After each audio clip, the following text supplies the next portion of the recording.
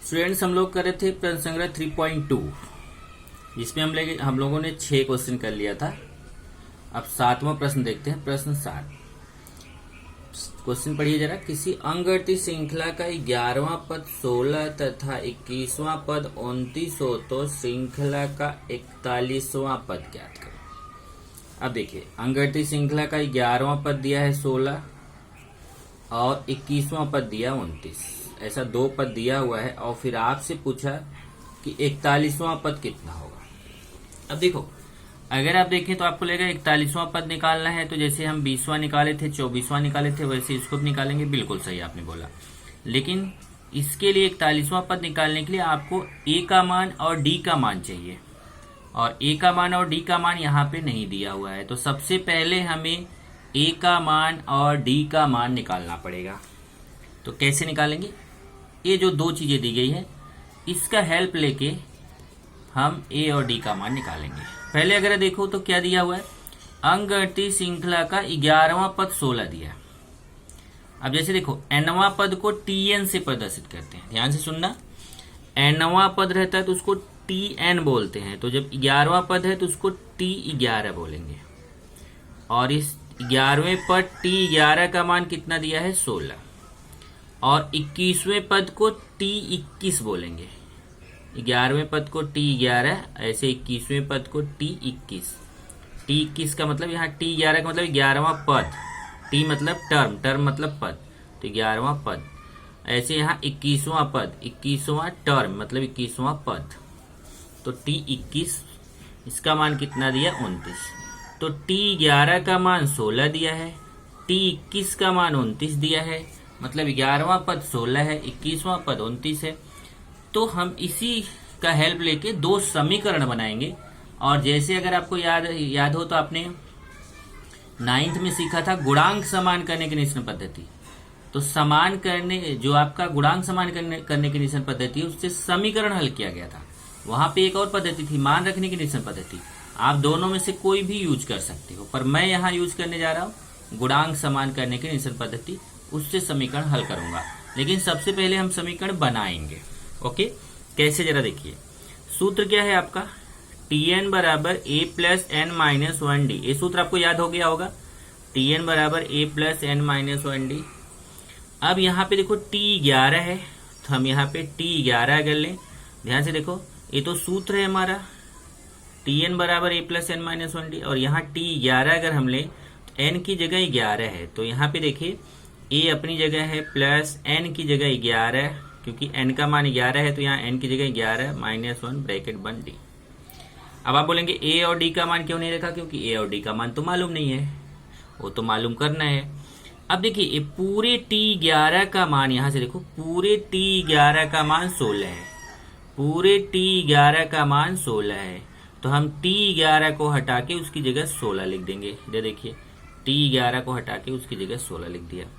बाकी इधर देखिए a प्लस 11 में से 1 गया, 11 में से 1 गया 10d। ये हमारा एक समीकरण बन गया a और d में। वहां पे आपका समीकरण x और y में बनता था, यहाँ समीकरण a और d में बन गया। जैसे हमने t11 के लिए 2 लाइन किया है, यही 2 लाइन हम t21 के लिए करेंगे। ये देखिए, जैसे t11 लिया था, अगर हम t21 लें तो n की जगह 21 हो गया। देखो, तो यहाँ पे भी a, जैसे देखो यहाँ पे t11 लिया था तो यहाँ n की जगह 11 रखा था। अब जब t21 लेंगे तो इसी सूत्र में n की जगह 21 लिख देंगे। तो a प्लस n की जगह 21 माइनस 1d। अब t21 का मान कितना है? तो यहां से देखेंगे तो t21 का मान 29 दिया हुआ है। देखो, t21 का मान कितना दिया? 29। तो t21 को हटा के वहां 29 लिख सकते हैं। तो यहाँ से देखिए, t21 को हटा के वहां 29 लिख दिया, बराबर a प्लस 21 में से 1 गया 20d। ये हमारा समीकरण 2 बन गया। तो ये a और d में समीकरण 1 हो गया, a और d में समीकरण 2 हो गया।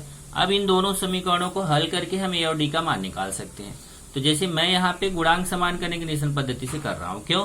क्योंकि देखो, इसमें समीकरण 1 में भी प्लस a है, समीकरण 2 में भी प्लस a है। देखिए, दोनों के गुणांक समान है, चिन्ह भी समान है। जब गुणांक समान रहता है तो हम चिन्ह देखते हैं, और चिन्ह अगर समान रहता है तो हम लिखते हैं घटाने पर। आपको याद होगा, आपको मैंने सिखाया था गुणांक समान करने की निरसन पद्धति, तो उसमें आपको सिखाया था कि अगर चिन्ह प्लस और प्लस हो दोनों के सामने, जैसे ए के सामने प्लस है, इस वाले ए के सामने भी प्लस है, तो दोनों के सामने समान चिन्ह है तो अपने आप कटेगा नहीं, चिन्ह बदलने की जरूरत है, और चिन्ह बदलने की जरूरत है तो हम लिखेंगे घटाने पर। तो समीकरण 1 तथा 2 को घटाने पर, समीकरण 1 तथा 2 को घटाने पर पहले मैंने समीकरण 1 लिख दिया। समीकरण 1 है a plus 10d equal to 16, a plus 10d equal to 16। अब आप सोच रहे होगे सर यहाँ उल्टा लिखा था आपने, यहाँ इसको पहले लिख दिया इसको बाद में, तो नो प्रॉब्लम, चलेगा।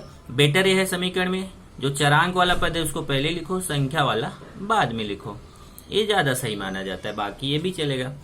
तो देखो a प्लस 10d को मैंने पहले लिख दिया, 16 को बाद में। ऐसे समीकरण 2 उसके नीचे a प्लस 20d बराबर 29।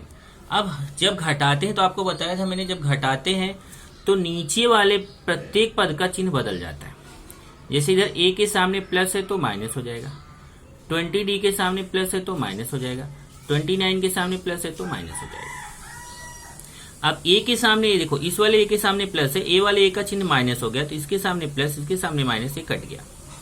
ये 10d के सामने प्लस है, 20d का चिन्ह माइनस है। देखिए 10d का चिन्ह प्लस, 20d के सामने माइनस, तो ये कटेगा नहीं। क्यों? अब आप बोलो ये भी कट गया, नहीं, इसमें देखो a का गुणांक समान था, 1 और 1, तो ये कट गया। मतलब अगर a में से घटाएंगे तो 0 हो जाएगा।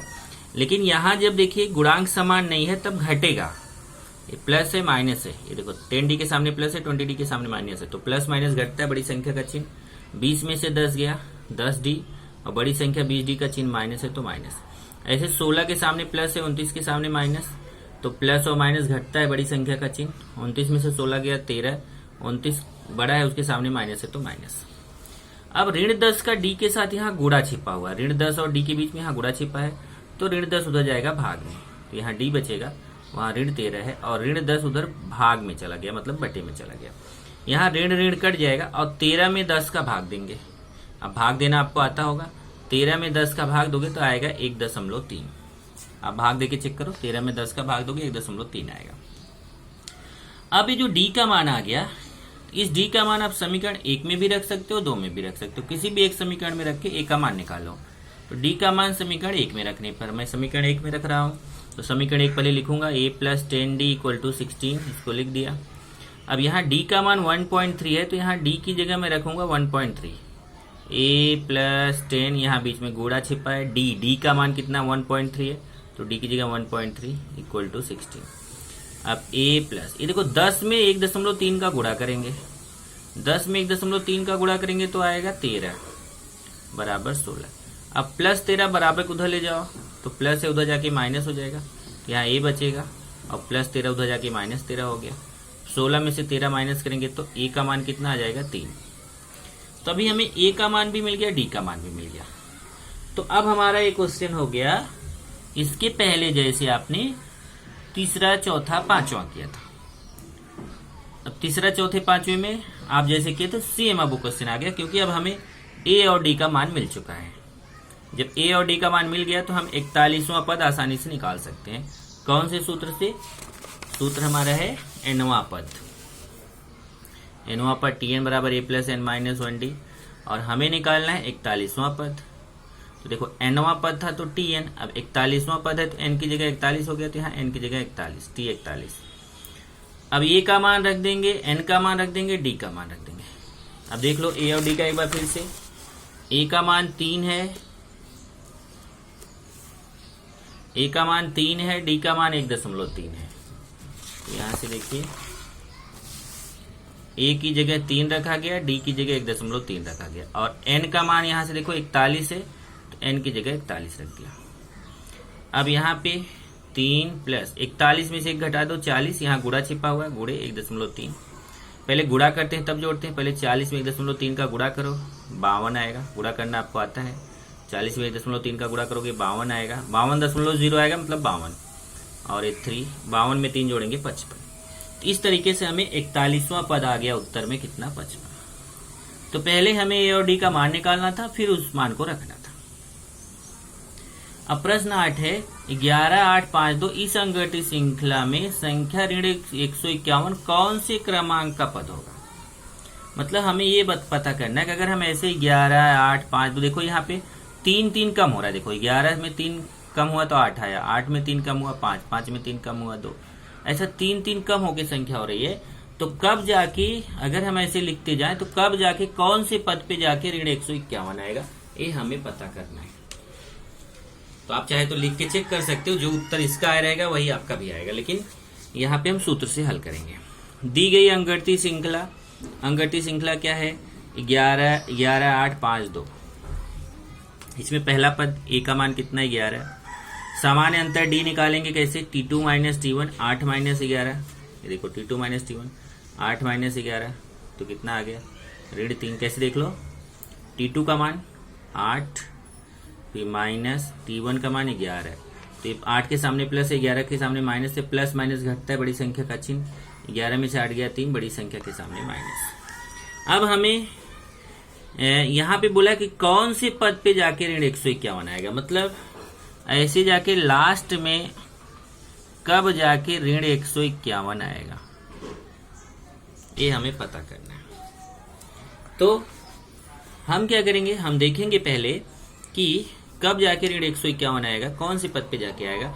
तो हमें क्या दिया हुआ है, यहाँ हमें अंतिम पद दिया हुआ है। अंतिम पद कितना दिया है, ऋण 151। तो nवां पद Tn, क्योंकि अंतिम पद को ही हम nवां पद भी बोलते हैं, nवां पद और अंतिम पद दोनों एक ही होता है। तो अंतिम पद या nवां पद Tn दिया है ऋण 151, और हमें n का मान पता करना है, कुल इसमें कितने पद हैं, क्योंकि हमने आपको बताया था अंतिम पद को Tn से प्रदर्शित करते हैं। तो Tn का मान दिया है कितना, ऋण 151। चलो अब सूत्र लगाते हैं, Tn बराबर a plus n minus 1d, और Tn का मान कितना, ध्यान से मान रखो, देखो पूरे Tn का मान ऋण 151 है, तो Tn की जगह ऋण 151 रख दिया, बराबर a का मान 11 है, a की जगह 11 प्लस n का मान मालूम नहीं है -1, तो n को ऐसे रख दिया क्योंकि n का मान मालूम नहीं है, और d का मान मालूम है ऋण 3, तो d की जगह ऋण 3। अब कैलकुलेशन में यहाँ आप क्या करते हो ना, जब इसका कैलकुलेशन करते हो तो यहाँ बहुत सारा माइनस आ रहा है, आप अक्सर गलती कर जाते हो, इसलिए जरा ध्यान से देखिए। यहाँ कैलकुलेशन करने का 2 तरीका हो सकता है, जैसे एक तो मैं तरीका बताया हूँ, दूसरा तरीका ये हो सकता है आप यहाँ ऋण 3 का n से गुणा कर लो, ऋण 3 का ऋण 1 से गुणा करके आप उस तरीके से भी कर सकते हो। तो इधर का कैलकुलेशन का अपना अलग तरीका हो सकता है, लेकिन वो मैथमेटिक्स के नियम के विरुद्ध ना हो। चलिए हमने पहले क्या किया, यहाँ प्लस 11 इधर लाके माइनस 11 कर दिया। देखो 11 के सामने प्लस है, बराबर इधर आया तो माइनस हो गया, और इधर बचा n-1 गुणे माइनस, यहाँ गुणा छिपा हुआ। अब ऋण ऋण जोड़ा जाता है, बड़ी संख्या का चिन्ह, 151 में 11 जोड़ेंगे 162 आएगा, बड़ी संख्या के सामने माइनस है, इसको ऐसे ही लिख दिया। अब देखो यहाँ ऋण 3 और n-1 के बीच यहाँ गुणा छिपा हुआ है, तो अगर ऋण 3 बराबर उधर जाएगा तो भाग में जाएगा, तो ऋण 162 और ऋण 3 भाग में चला है, यहाँ बचा n-1। यहाँ देखिए माइनस माइनस कट जाएगा, और 162 में 3 का भाग देंगे, भाग देना आपको आता है, 162 में 3 का भाग देंगे तो 54 आएगा। भाग देके देखो 162 में 3 का भाग देंगे तो 54 आएगा। तो n-1 का मान n-1 बराबर यहाँ भाग देने पे 54 आएगा। अब -1 उधर जाएगा तो +1 हो जाएगा, -1 उधर जाके +1 हो गया, और 54 एक जोड़ेंगे 55, n का मान 55 आ गया। तो उत्तर आया अंकगणितीय श्रृंखला का ऋण 151 कौन सा पद होगा, 55वां पद होगा। मतलब अगर आप ऐसे लिखते चले जाओ तो जब आप 55वें पद पे जाओगे तो आपको अपने आप ऋण 151 मिल जाएगा। तो ये सूत्र से देखो निकल गया। वैसे आपको 55 बार लिखना पड़ेगा ऐसी संख्या, और ऐसे क्या सूत्र से डायरेक्ट मिल गया।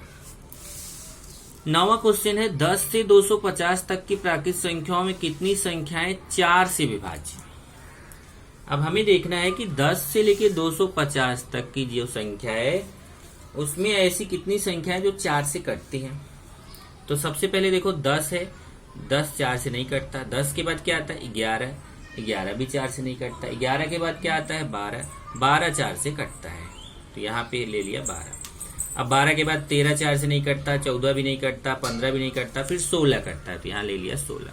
ऐसे ही 20 कटता है 4 से, फिर 24 कटता है, ऐसे ही फिर आगे बढ़ते जाएंगे। अब लास्ट से देखेंगे, लास्ट में 250 देखेंगे। 250 जो है वह 4 से नहीं कटता, भाग देखो नहीं कटेगा। फिर 250 के नीचे आएंगे 249 देखेंगे, वो भी 4 से नहीं कटता। और 249 से नीचे आएंगे तो 248, वो 4 से कटता है, यहाँ हो गया 248। तब अब ये देखो, ये आपका क्वेश्चन अब इसके जैसा हो गया, सेम 8वें क्वेश्चन जैसा। आपको इसमें पदों की संख्या निकालना था और यहाँ पे भी आपको पता करना है कितनी संख्या है, मतलब पदों की संख्या निकालना है। तो यहाँ पे भी देखो, प्रथम पद ए का मान 12 हो गया, सामान्य अंतर डी का मान T2 माइनस T1, 16 में से 12 घटाएंगे तो 4 हो गया। और पदों की संख्या हमें माना, पदों की संख्या n है, यही हमें पता करना है कि इसमें कुल कितने पद आएंगे। मतलब ये 12 से लेके 248 तक अगर हम ऐसे लिखते जाएं तो कितने पद आएंगे। और यहाँ देखो अंतिम पद पता है, जैसे देखो यहाँ अंतिम पद Tn का मान पता था ऋण 151, वैसे यहाँ पे भी अंतिम पद Tn का मान 248 है। अब जो काम आपने यहाँ पे किया सेम यही काम आपको इसमें भी करना है। पहले सूत्र लगा दिया, Tn बराबर a plus n minus 1d। Tn का मान कितना है 248, तो Tn की जगह 248 बराबर a का मान कितना दिया है देखो 12, a की जगह 12 प्लस n माइनस 1, n का मान तो मालूम नहीं है वैसे रखेंगे, और d का मान कितना है यहाँ से देखो 4 है, तो d की जगह 4। अब जैसे उसमें हल किया था पहले, प्लस 12 इधर आएगा तो माइनस 12 हो जाएगा, इधर बचेगा n माइनस 1 गुणे 4। अब 248 में 12 घटाएंगे तो आएगा 236, और ये वैसे ही लिखा जाएगा।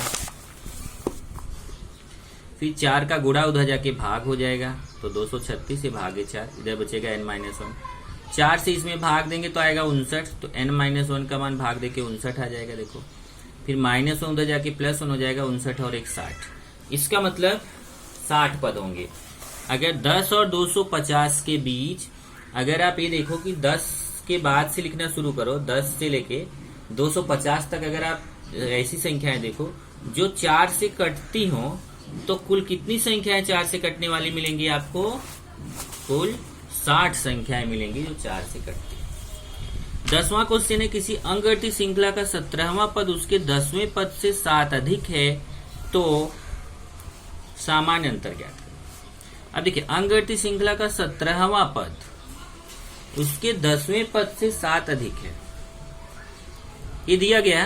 17वां पद मतलब T17 और 10वां पद मतलब T10, तो 17वां पद 10वें पद से 7 अधिक है। जब आपको बताया था, जब समीकरण बनाते हैं 7 अधिक है रहता है तो प्लस 7 लिखते हैं, कम है रहता है तो माइनस 7 लिखते हैं, गुणा रहता है तो गुणा करते हैं। तो यहाँ अधिक है मतलब प्लस 7 करेंगे। तो पहले देखते हैं हमें निकालना क्या है, सामान्य अंतर डी का मान निकालना है। तो माना अंकगणित श्रृंखला का प्रथम पद ए है और सामान्य अंतर डी है, तो सूत्र क्या है nवां पद का, Tn बराबर a plus n minus 1d। एक बार हम 17वां पद निकालेंगे, फिर 10वां पद निकालेंगे। 17वां पद कैसे निकालेंगे, T17, तो n का मान 17 हो गया। जैसे देखो nवां पद था तो Tn, 17वां पद है तो T17, n की जगह 17, तो a प्लस n की जगह 17, क्योंकि n का मान 17, n की जगह 17 माइनस 1d। अब आप बोलो a और d का मान क्यों नहीं रखा, क्योंकि हमें यहाँ पे a और d का मान मालूम नहीं है। तो आ गया कितना देखो, a प्लस 17 में से गया 16d, तो हमें T17 का मान आ गया a प्लस 16d बराबर। आप चाहे तो यहाँ ऐसे लिख लो, T17 का मान आ गया a प्लस 16d। मैं यहाँ पे इसको चलो समीकरण 1 कर देता हूँ। इसी प्रकार 10वां पद, जैसे हमने 17वां पद निकाला वैसे 10वां पद T10 निकालेंगे। तो a प्लस, अब जैसे यहाँ देखो n की जगह 17 हुआ था तो यहाँ n की जगह 17 माइनस 1 लिखा था। अब यहाँ n की जगह देखो, इसी सूत्र में n की जगह 10, क्योंकि T17 था तो n की जगह 17 लिखा था। अब T10 है तो n की जगह 10, तो a प्लस n की जगह 10 माइनस 1d। अब यहाँ 10 में से 1 गया तो 9 आएगा, तो T10 का मान आ गया आपको a प्लस 10 में से 1 गया 9d, ये समीकरण 2 हो गया। अब प्रश्न में क्या दिया, ये सबसे इंपॉर्टेंट लाइन है प्रश्नानुसार, देखो ध्यान से। 17वां पद मतलब T17, 17वां पद मतलब T17 किसके बराबर है, 10वां पद मतलब T10 से 7 अधिक प्लस 7। तो 17वां पद मतलब T17, 10वां पद T10 से 7 अधिक मतलब प्लस 7। अब T17 का मान a प्लस 16d है, देखो समीकरण 1 से, तो T17 की जगह a प्लस 16d लिखेंगे, और T10 का मान a प्लस 9d है, तो T10 की जगह a प्लस 9d प्लस 7। यहाँ मैं लिख देता हूँ समीकरण, यहाँ लिखूंगा समीकरण 1 तथा 2 से।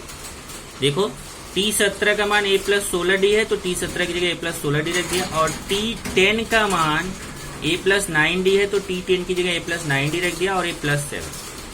अब यहां से देखिए a है और ये प्लस इधर आके माइनस हो जाएगा, 16d है, +9d इधर आके -9d हो जाएगा, यहाँ बचेगा 7। यहाँ पे प्लस ए है माइनस ए है, a और a कट जाएगा, और ये 16d - 9d, अब 16d में 9d जाएगा तो 7d। ध्यान से देखो, ये प्लस ए है माइनस ए है, a कट जाएगा, और 16d में 9d माइनस होगा तो 7d बचेगा, यहाँ 7 का d के साथ गुणा है, उधर जाके भाग हो जाएगा, तो d बराबर 7/7, 7 1 के 7, d का मान 1 आ गया। और यही आपको पूछा था, सामान्य अंतर ज्ञात करो, सामान्य अंतर कितना हो गया 1, d का मान कितना हो गया 1। इस तरीके से आपको ये क्वेश्चन करने हैं। उसके बाद आप उदाहरण पे आएंगे, तो यहाँ देखेंगे तो आपको आपके टेक्स्ट बुक में 63 पेज नंबर पे उदाहरण दिए गए हैं। ये उदाहरण आपको करने हैं। जैसे अगर यहाँ देखोगे तो एक अंकगणितीय श्रृंखला दिया है 5, 8, 11, 14 डॉट डॉट डॉट, इसका 100वां पद ज्ञात कीजिए। तो अगर आप देखो तो पिछले लेक्चर में मैंने आपको एक क्वेश्चन दिया था और आपने इसको निकाला भी था, 100वां पद कितना आया था 302। ये वाला क्वेश्चन आप कर चुके हो। अब इसी में एक क्वेश्चन और पूछा है, वो बहुत इंपॉर्टेंट क्वेश्चन है। वो पूछा कि क्या 5, 8, 11, 14 डॉट डॉट डॉट, ये जो अंकगणितीय श्रृंखला है, अगर हम इसको ऐसे लिखते जाए तो कहीं इसमें 61 मिलेगा कि नहीं। अगर ऐसे देखो 3 3 बढ़ रहा है ना, 5 3 8, 8 3 11, 11 3 14, ऐसे अगर हम 3 3 बढ़ा के लिखते जाए तो क्या इधर 61 मिलेगा इसमें। अब एक तरीका तो यह है कि आप लिखते जाओ फिर 61 चेक करो मिलेगा कि नहीं, पर वो तरीका बेस्ट नहीं है। बेस्ट तरीका अपने सूत्र से पता करेंगे कि क्या अगर हम ऐसे लिखते जाए तो 61 मिलेगा। तो मान लेते हैं कि 61 मिलेगा। ये देखो, अब संख्या 61 इस श्रृंखला में है क्या, यह जानने के लिए इसी सूत्र का उपयोग करेंगे, Tn बराबर a + n - 1d। और मान लेते हैं कि यहाँ 5, 8, 11, 14, यहाँ जाके लास्ट में 61 आएगा, और अगर यहाँ जाके 61 आएगा, इसका मतलब अंतिम पद Tn का मान 61 हो जाएगा। मान लेते हैं कि यहाँ 61 आएगा, माना, अभी पता करना है कि नहीं, लेकिन हम मान लेते हैं कि है। अगर है तो इसका मतलब यहाँ 61 आएगा, और अगर 61 आएगा तो Tn का मान होगा 61। तो यहाँ देखिए Tn की जगह 61 रख दिया। a का मान कितना है, a और d का मान पता ही है, a का मान 5 है, d का 3 है, तो देखिए a का मान 5 रख दिया, d का 3। n का मान हमें पता करना है कि कौन सा पद, n का मतलब था अगर 61 रहेगा तो कौन से पद पे जाके 61 मिलेगा। तो यहाँ पे देखिए, अब इसको कैलकुलेशन करेंगे। यहाँ पे 3 का अंदर गुणा कर दिया, 3n - 3। आप बोलो नहीं, आप तो ऐसा अलग कराते थे। बिल्कुल, आप वैसे भी कर सकते हो जैसा मैं कराता था। यहाँ उसने गुणा करके किया है, जैसे 3 का n से गुणा 3n, 3 1 के 3। फिर यहाँ देखिए एक 61 है, और इधर 5 में से 3 जाएगा, ये भी संख्या ये भी संख्या सजाती पद है, 5 में से 3 घटेगा तो 2 आएगा, और ये 3n, देखो 3n, और ये +5 - 3 है, तो 5 में से 3 गया 2। अब +2 बराबर किधर आएगा तो -2 हो जाएगा। अब यहाँ देखो थोड़ा शॉर्टकट किया इन्होंने, तो 61 और +2 इधर आके -2 बराबर 3n। 61 में से 2 जाएगा तो 59 आएगा, तो 3n का मान 59 हो जाएगा। फिर ये 3 का गुणा उधर जाके भाग, n बराबर 59/3 हो जाएगा। अब इसको काटेंगे तो 59 में 3 का भाग नहीं जाएगा। अब ध्यान देना, ये बहुत इंपॉर्टेंट पॉइंट है। भाग देंगे तो यहाँ पे 3 का भाग नहीं जाएगा। अब यहाँ पे कभी भी ना, हमेशा ध्यान रखो, पदों की संख्या कैसी रहती है, पहला पद, दूसरा पद, तीसरा पद, चौथा पद, 5वां पद, 6वां पद, 10वां पद, 20वां पद, ऐसा हमेशा पूर्णांक संख्या होती है। और यहाँ तो पदों की संख्या बटे में आ रही है, अगर आप इसको भाग दोगे तो दशमलव में आएगा। तो पदों की संख्या कभी भी दशमलव में नहीं हो सकती है। पदों की संख्या जो है हमेशा पूर्णांक अंक, मतलब पूर्ण अंक में रहती है, 10, 20, 50, 100। तो ये तो पूर्ण अंक में आ ही नहीं। इसका मतलब ये देखो n पूर्णांक नहीं है। इसका मतलब अगर हम ऐसे लिखते जाएंगे तो यहाँ कभी भी 61 नहीं आएगा। संख्या 61 इस श्रृंखला में नहीं है।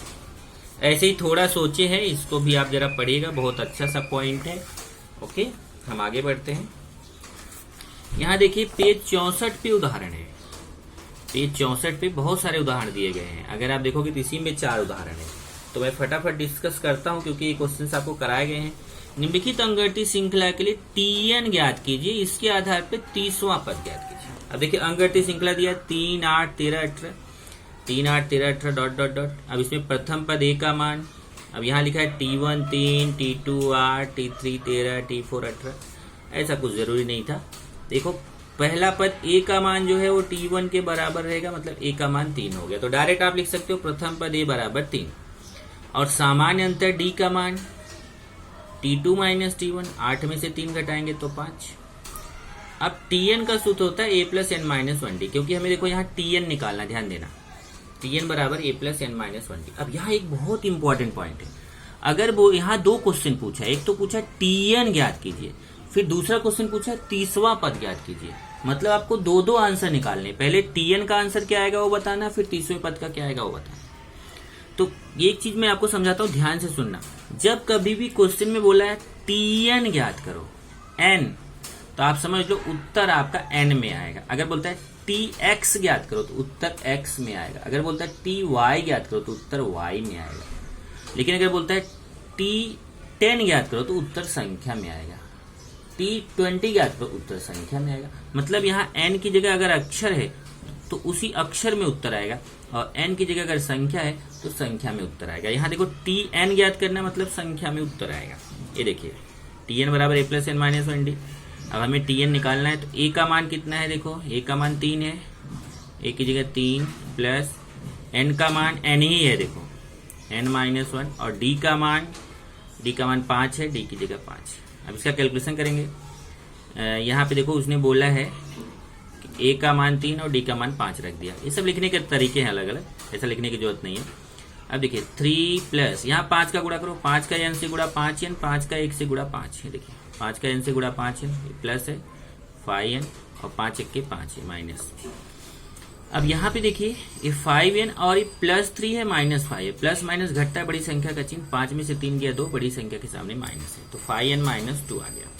तो तीसवां पद आपको, अब ये तो Tn का मान, अब मैं आपसे क्या बोल रहा था कि जब आप Tn का मान निकालोगे तो उत्तर अक्षर में आएगा, n अक्षर में आएगा। यहाँ देखो उत्तर आपको 5n माइनस 2 आया, n में उत्तर आया। Tn निकालना तो उत्तर n अक्षर में आया। अगर Tx निकालना होता तो उत्तर 5x करके आता।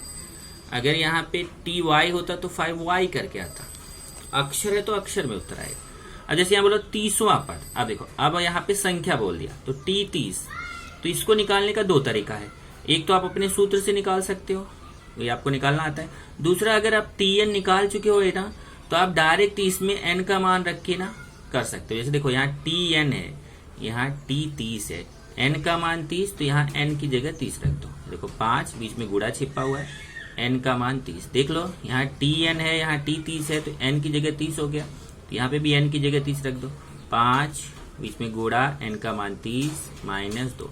अब 5 का 30 में गुणा करेंगे तो 150 माइनस 2, 150 में 2 घटाएंगे 148 आएगा। उदाहरण 2 देखेंगे, निम्नलिखित अंगठित श्रृंखला का कौन सा पद 560 है। अब ये उदाहरण मैं आपको नहीं बताता हूं क्योंकि उसने बोला कौन सा क्रमांक का पद। जैसे देखिए प्रश्न 8 आपने किया था ना, कौन से क्रमांक का पद होगा, ऋण 151 कौन से क्रमांक का पद होगा। तो जैसे आपने ये प्रश्न 8 किया था वैसे उदाहरण 2 है, इसको आप खुद से करेंगे। उदाहरण 3, दी गई अनुक्रमणिका में क्या संख्या 301 है। अभी देखिए एक क्वेश्चन कैसा है, क्या संख्या 301 है। यहाँ देखिए जैसे ये क्वेश्चन अभी किया था कि आप क्या करो, n का मान निकालो, उसको Tn मान लो। जैसे यहाँ 301 को Tn मानो, जैसे यहाँ 61 पूछा था, क्या 61 है इसमें, तो हमने 61 को Tn मान के यहाँ पता किया। अगर n का मान दशमलव में आता, बटे में आता, कटता नहीं है, तो फिर वह नहीं है। और अगर n का मान पूर्णांक में आ जाता है तो है। अब जैसे देखिए इसमें क्या है, इसमें वही किया है, इसको Tn ले लिया, Tn का मान 301 और इसको सॉल्व किया, n का मान बटे में आ गया। ये देखो ये भी बटे में आ गया, दशमलव में आप भाग दोगे दशमलव में आ गया। यह धन पूर्णांक नहीं है या पूर्णांक नहीं है, अतः दी गई अनुक्रमणिका में संख्या 301 नहीं आएगा। अब उदाहरण 4 से विभाजित 2 अंकों की कितनी संख्याएं होंगी। अब जैसे देखिए यहाँ पे बोला था 10 से 250 तक की प्राकृतिक संख्याओं में कितनी संख्याएं 4 से विभाज्य। तो प्रश्न 9 की तरह ये है, लेकिन इसमें 10 से 250 तक की संख्या लेना था और इसमें हमें 2 अंकों वाली संख्या लेना है। तो 2 अंकों वाली संख्या कहाँ से शुरू होती है, 10 से 99। तो हम देखते हैं 10 से 99 के बीच 4 से कटने वाली संख्याएं कौन कौन सी हैं। तो 10 तो कटता नहीं 4 से, 11 नहीं कटता, 12 कटता है, 16 कटता है, 20 कटता है। ऐसे फिर अंत में जाएंगे तो 99 4 से नहीं कटता, 98 भी 4 से नहीं कटता, 97 भी नहीं कटता, 96 भी नहीं कटता, नहीं 96 कटता है 4 से, तो यहाँ 96 ले लिया। तो Tn का मान अंतिम पर Tn का मान 96 हो गया, A का मान 12 हो गया, D का मान 16 में से 12 घटाएंगे 4।